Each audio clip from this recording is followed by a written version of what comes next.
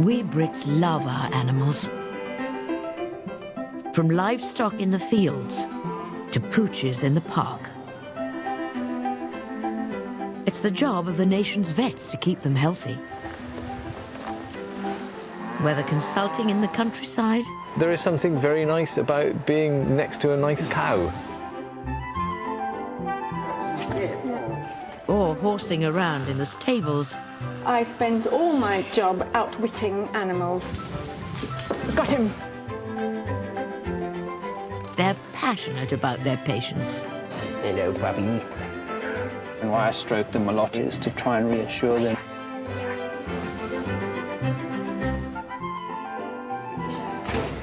On call when the animals need them most.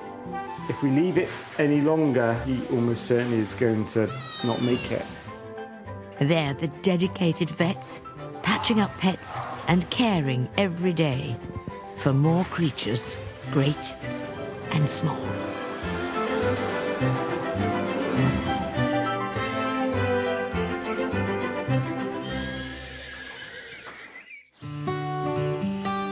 Coming up, in Teesdale, farm vet Richard helps a herd to grow. Cross our fingers and say a little prayer. Small animal vet Steve gets in a flap. And in Fife, Adam helps a dog who's been hit by a train. And it's gone into shock. The whole system goes survival.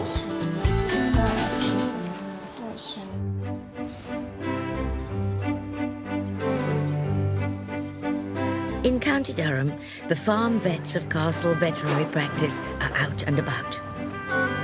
Hello, how are you doing? Being in the heart of Teesdale farming country guarantees every day is busy. Among the team heading out is senior farm vet Richard. I do genuinely enjoy going to work in the mornings. I have to get my children out of bed and take them to school first, which is a bit of a battle. 20 years in the job and he never tires of his patients. There is something very nice about being next to a nice cow. And if you haven't done it, you maybe don't get it. Okay, all right, sweetheart, I'm sorry about this.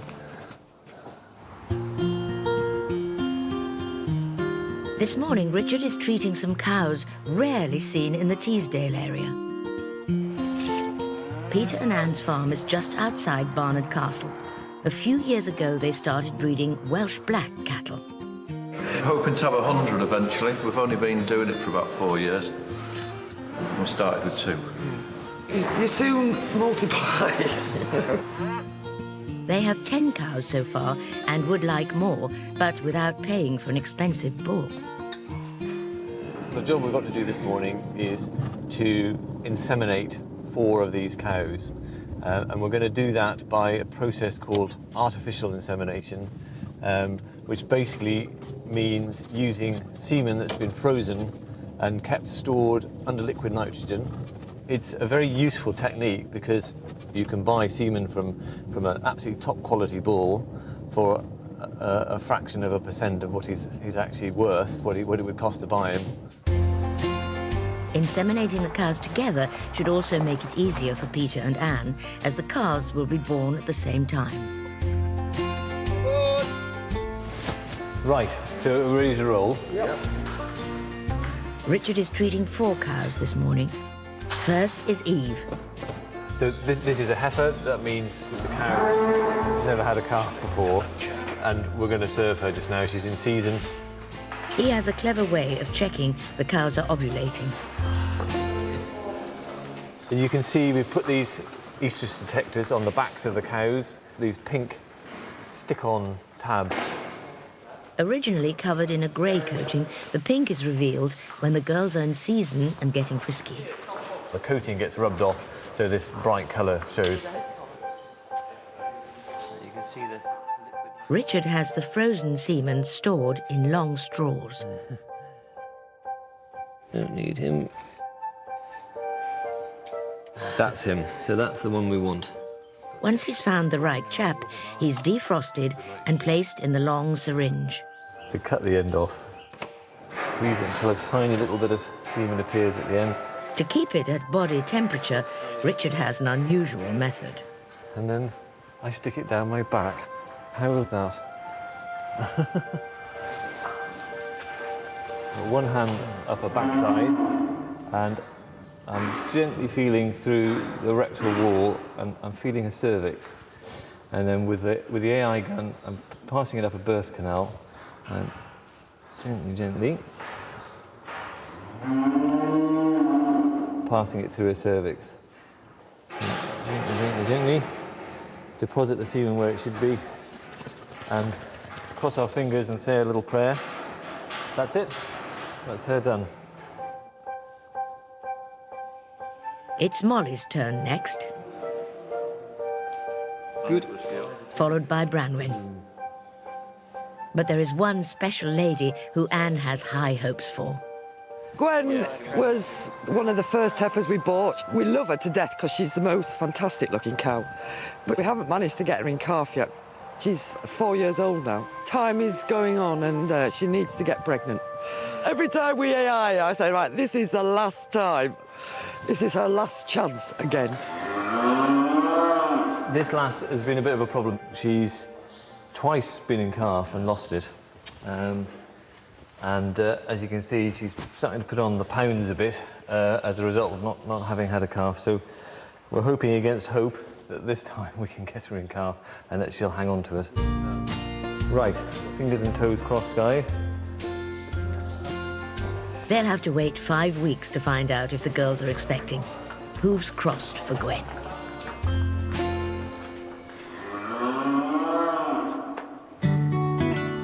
Across the Firth of Forth, in Dunfermline, is the busy Ingalls Veterinary Hospital, where over 100 patients come through the door each day.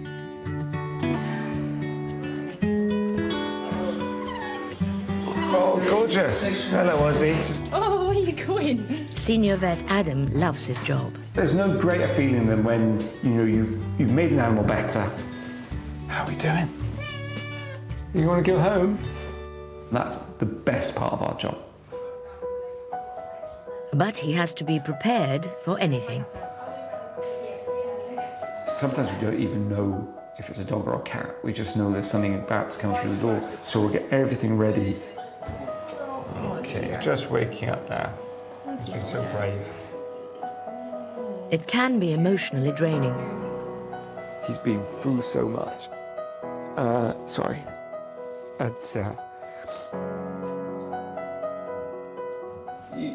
You want to cry, but you can't cry because the adrenaline's pumping through your system. You think, I need to make this animal better.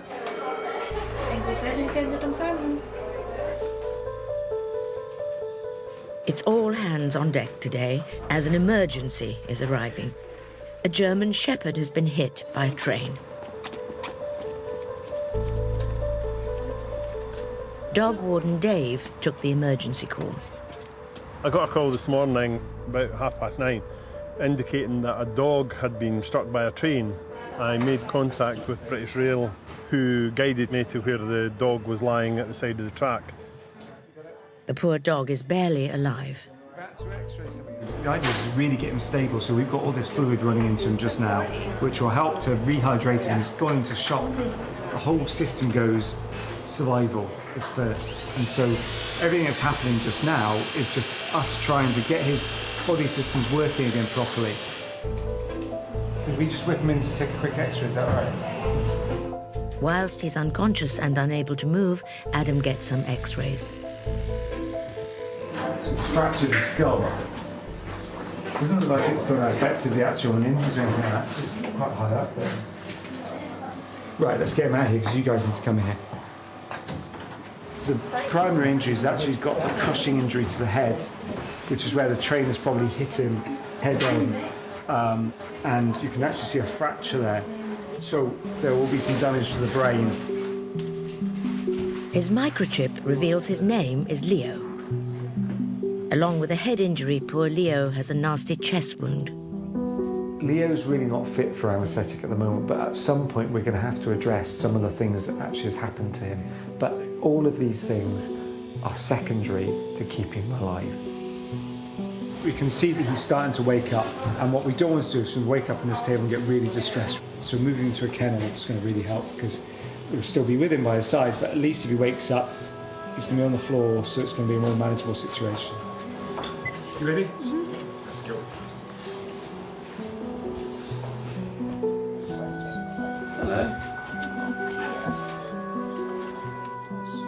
Leo's moved to the ward where he'll be watched closely. Just be very gentle. That's where he's actually fractured his skull just there. So just right. Leo's owners have phoned the surgery looking for him, but they don't yet know the full extent of his injuries. Adam must give them the distressing news. He's still on that knife edge, if you know what I mean. So, but if you'd like to come in and see him, that's probably the best thing, because I think, you know, he's stable now. So really, what we're doing is we're keeping him going, and really, he's fighting for his life. Speak to you later. Bye bye. Bye bye. Oh dear. He's got a lot of people supporting him just now.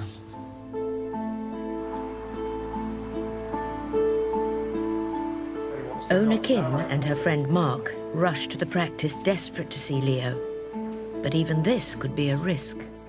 When he sees you, he's going to probably... his adrenaline's going to surge and he's going to be a bit jumpy. Well, that's what I'm saying to you just now. If I say to you, look, I need to go now. It's not because I'm trying to shoo you out. It's because I don't want him to get too stressed. Because if his blood pressure gets too high, then it could cause problems with the brain and stuff like that. Okay. Right. You want to come through soon, but just come on through. Come on through.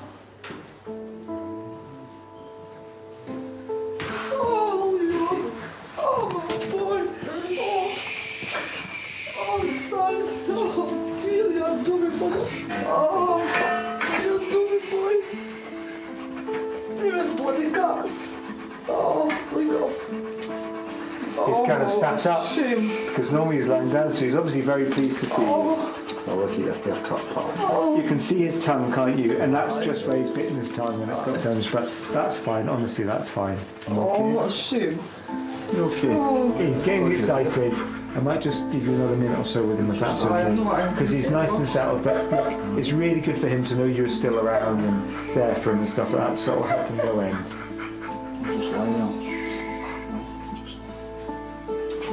You come and see his morning.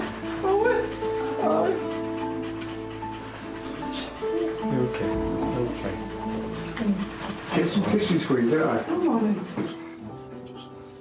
Any peak in blood pressure could have caused more bleeding into his brain and could have been fatal, so I had to really limit their time with Leo, but I really wanted them and him to know both were still alive, and that's key because Leo needed to know his mum and dad were still there for him, and that would give him a reason to fight. But with such severe injuries, Leo's life hangs in the balance.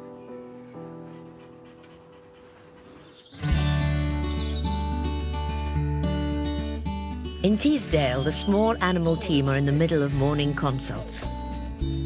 Take care now. Bye. Come on, my boy. There's always a queue of little patients.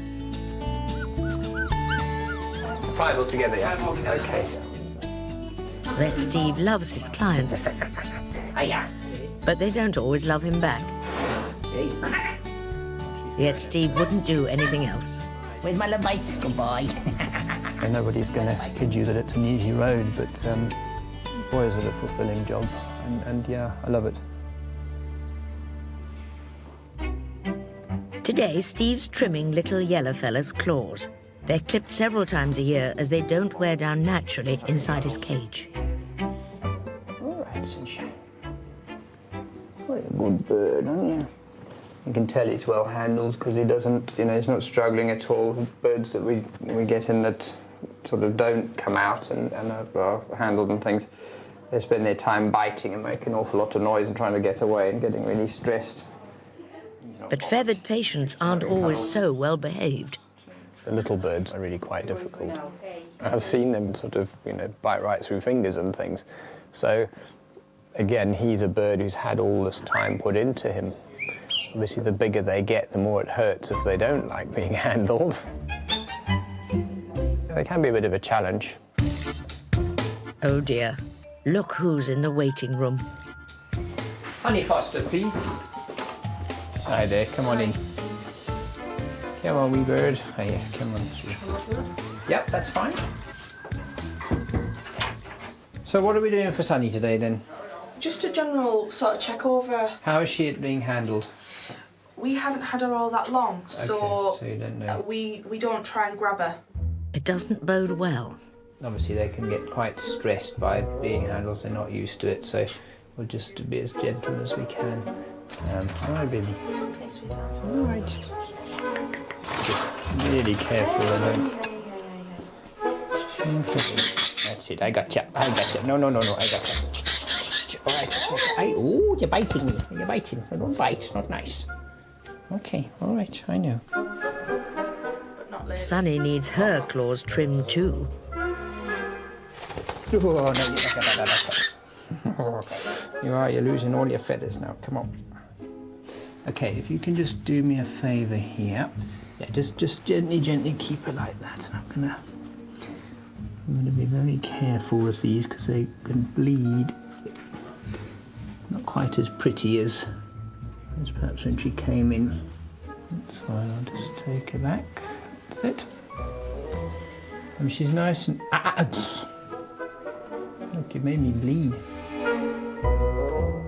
A budgie's tail feathers take around 8 weeks to regrow, so she won't miss a few today. One tail feather less budgie.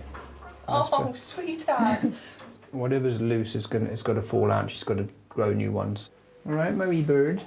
Sorry about your tail. Okay then. Thank you. You're welcome. Bye now. Bye. Naughty Budgie dealt with. But Steve's skills don't stop there. I'm armed. Is there nothing this man can't do?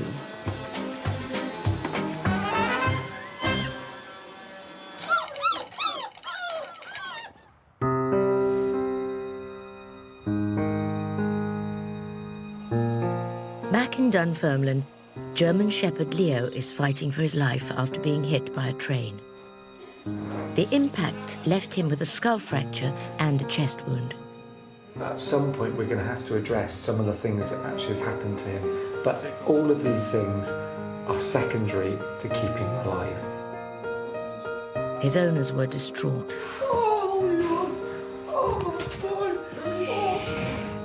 Leo needs to regain his strength before Adam can begin to repair his battered body.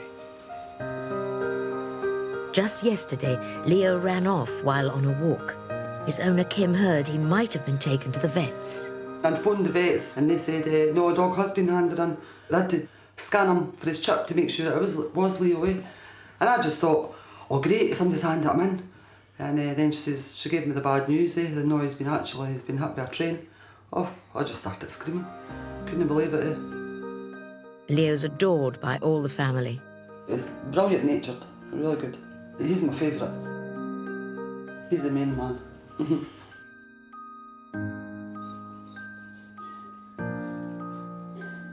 But Leo's a fighter, and when Kim and Mark return just 36 hours after the horrific accident, they can't believe his progress. We're going to try and take him for a wee walk. Oh my God. Hey, you're I didn't know doing you good could go up like today. that. With slings for support, incredibly, Leo is back on his feet. That's it. That's it. There you go. He's a boy, son. Oh dear. You never expect it to happen to your dogs, for them to still be alive and actually walking for there out here. It's just a miracle. It is. Oh, there's my Good boy. There you go. Right.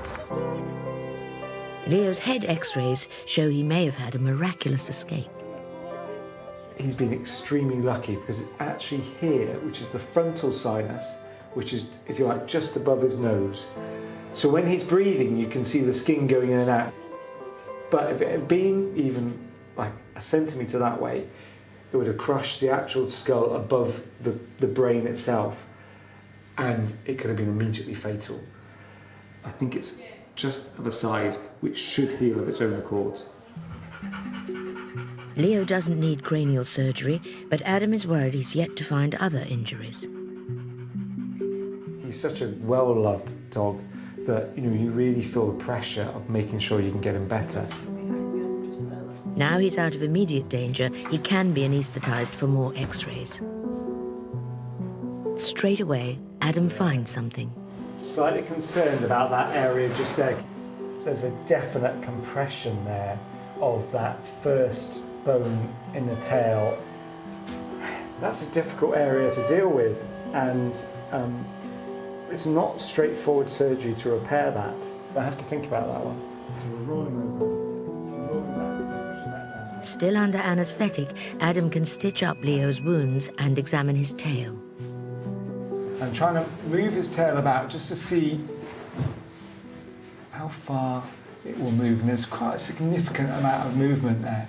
Already it's started to heal that bit of bone, which is fantastic.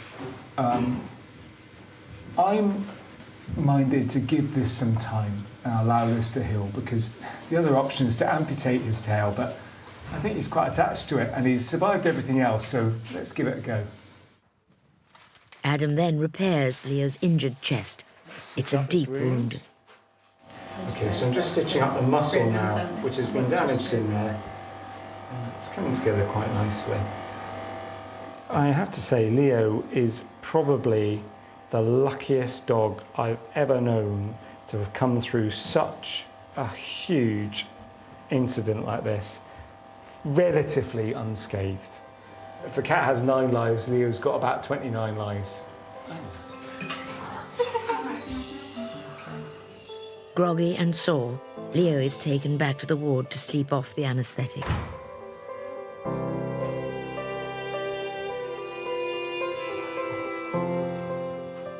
Adam can finally begin to relax. All the worries in the world you've got personally are completely out the window. You're just worrying about that wee dog and making sure they survive.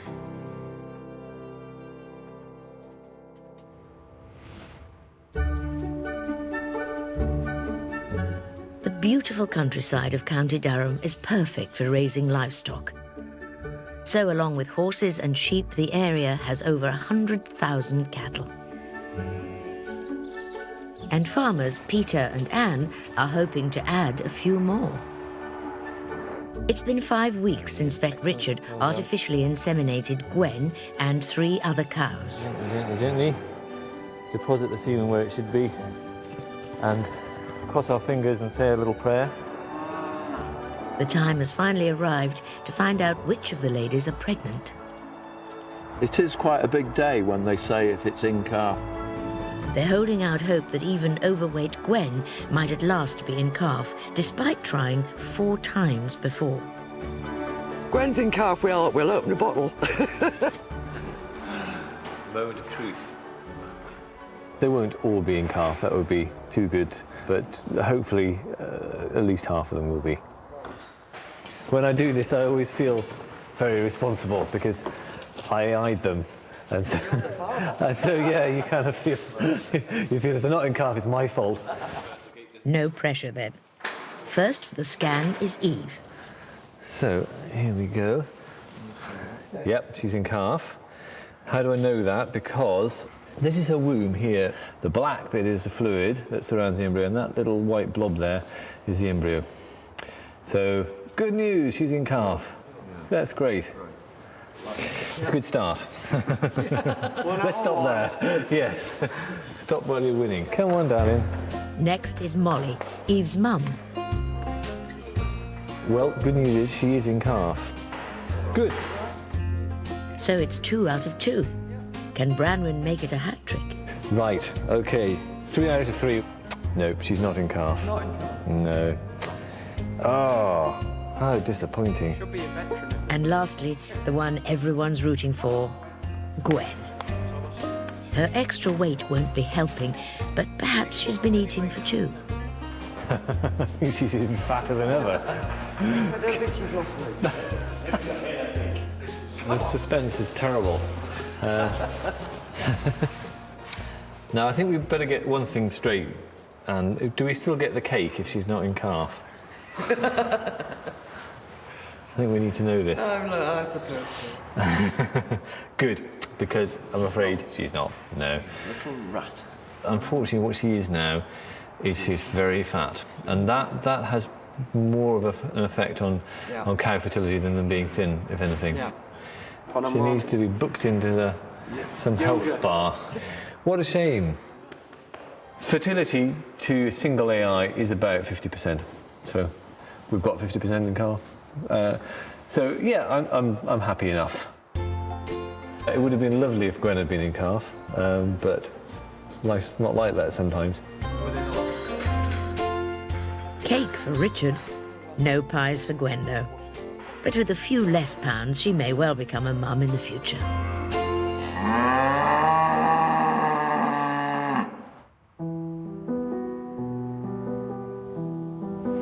In Dunfermline, Leo the wonder dog has survived a horrific accident. Despite being hit by a train, he's overcome life-threatening injuries. He's had 2 close shaves, basically his head end and his tail end, a couple of millimetres away from complete disaster. His head, chest and tail were badly wounded. It was a huge shock for owner Kim. You never expect it to happen to your dogs, eh? For them to still be alive. Take it nice and steady. It's almost 2 weeks since the accident, and Leo's made a miraculous recovery. Adam still needs to keep an eye on his tail, but Leo can now go home for good. His owner, Kim, has arrived with family and friends. Hello there. Come on through. Come on through. I know as soon as you see him, you're going to go, yay, Leo! And he's going to jump up and down, he's going to get really excited. So let's just take a minute to have a look at the x-rays first. This is Leo's skull. Can you see all this fluffy cloud-like stuff? That's new bone. And that's him healing in the space of almost not even 2 weeks. Amazing healing, magic. Brilliant. I'd like to take the praise for that. They're nothing to do with me. That's Leo healing himself. Fantastic. Really pleased with that. Let's go and bring the boy up. Okay? At last, it's home time.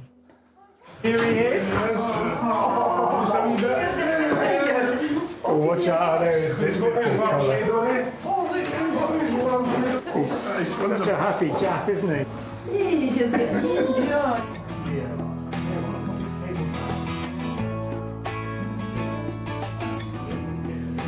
Cheerio now. Bye-bye. Bye-bye. Well, it's a miracle, that's totally, definitely a miracle, because he shouldn't be here with what he's went through. But the amount of injuries that he's had, it's unbelievable. A few more weeks recovering at home, and Leo will be back to his old self and having safer adventures from now on.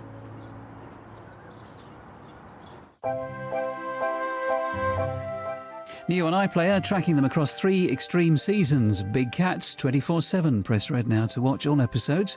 And new on Sounds, Sport's Strangest Crimes presents Confessions of a Match Fixer. Listen now.